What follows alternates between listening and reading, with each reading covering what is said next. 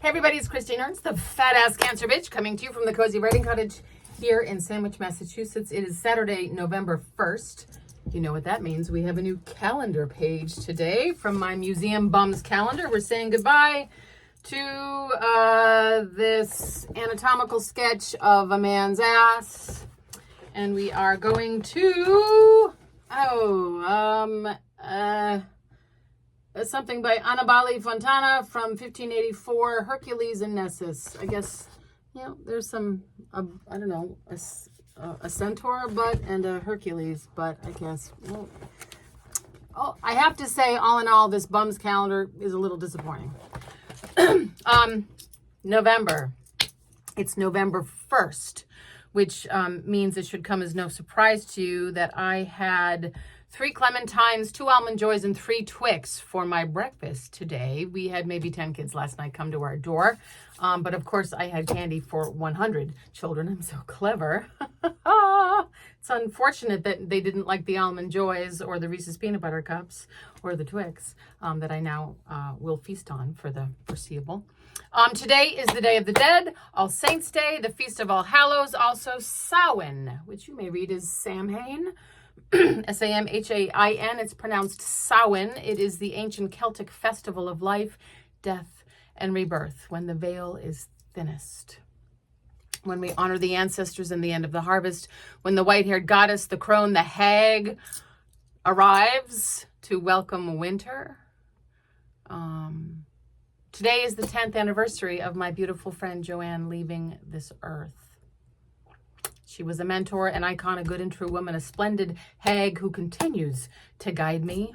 She was an artist who embraced the legend of the white-haired woman, the hag, the Cailleach Beara in Ireland, the great ancestral mother of us all. There's a rocky outcropping on the Beara Peninsula that looks like a crouching woman. And of course, she's like sort of become a legend, the most ancient legend. From Wikipedia, perched on a hill off the Kilcatherine Road near the village of Iries, overlooking Coola Bay and Ballycrovane Harbour in the wild, remote Beara Peninsula of West Cork, sits a humped, ragged block of stone. One edge resembles the profile of a woman, her furrowed brow arching over a proud nose, staring out to sea. She is the Cailleach Beara, the hag of Beara, the mother of Ireland. The stone carries the weight of her legend, as old as Ireland herself. She's the old woman who can change into a young one at will, the ever-renewing, most ancient and longest living of deities. Whether as pilgrims or passers-by, folks still feel the force of the hag and the wish to salute her. Her story is ancient and compelling, enduring and powerful. And I hope to bring some of this energy into my show tonight, because today is the day of my show as well. The Fat Ass Cancer Bitch, number 14. 14 years I've been doing this, old AF. And if you don't know the lingo, the parlance, old AF means old as fuck. Which I don't think I am, but one of Julia's friends certainly thinks I am. So I'm running with that. And also, I forget when I introduce myself every week as the Fat Ass Cancer Bitch. Do y'all know why I call myself the Fat Ass Cancer Bitch? In a nutshell, I had cancer almost 25 years ago, and I got better from it. And 5 years after I was done with cancer, in 2006, I was mowing my lawn, and I had a neighbor. I still have a neighbor. At the time, she had a beautiful Great Dane who was not on a leash, and this Great Dane would poop in my yard. And they were like manhole size covers, sized poops, and I would scoop them up with a snow shovel and dump them in her driveway where I felt they belonged. And one day when I was walking over there with a shovel full of poop, she called me a fat ass cancer bitch, which was a little shocking. My birthday is in July. At the time, I did not have a fat ass. Fat ass cancer bitch. I don't think she was talking about my astrological sign. However, those were 4 remarkable words to call me. But it was a time in my life when people were still identifying me as a survivor. And it was every time I would see someone I hadn't seen in a while, they would kind of lean in and say, "How you doing, champ?" Like in a patronizing way and in a way that just made me feel wounded all the time. Like, I really chafed at this notion of being a survivor or a cancer warrior, all that bullshit, the way people lionize people who get sick. So fat ass cancer bitch was so much better, and I latched onto it much the same as latching onto old as fuck. Take the worst thing that anyone ever said to you and flip it, own it. Like, it can only get better from there, right? So in 2005, I latched onto it. I printed up a bunch of magnets and some bumper stickers. 3 years after she called me that, my neighbor came and apologized. And we hugged. And we talked. And we are now good friends. She is a beautiful person. She is a militant vegan.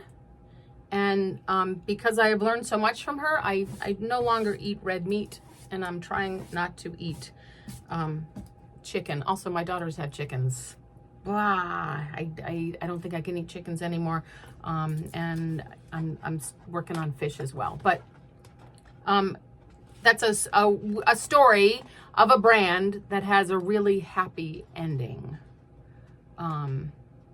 Because I love this woman who lives next door to me, and I am very grateful for the brand that she bestowed on me so long ago.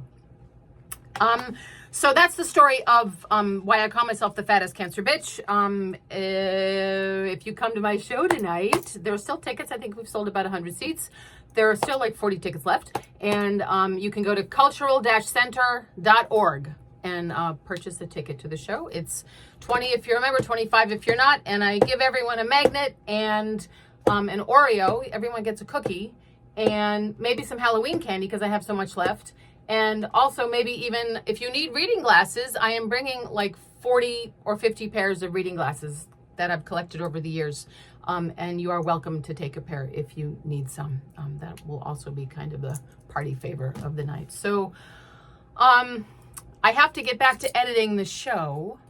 So we did the Ask calendar. I told you about the show.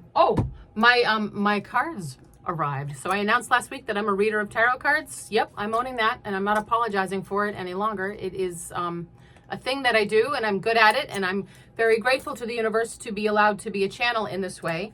But my card arrived this week. That's the image that I chose for the card. Strength is one of my favorite cards. Also, it's the 8th card, and 8 is one of my favorite numbers. And look at that, the back. Christine Ernst, reader. So I'll give some of these out tonight as well. So much swaggy stuff. Be there or be square.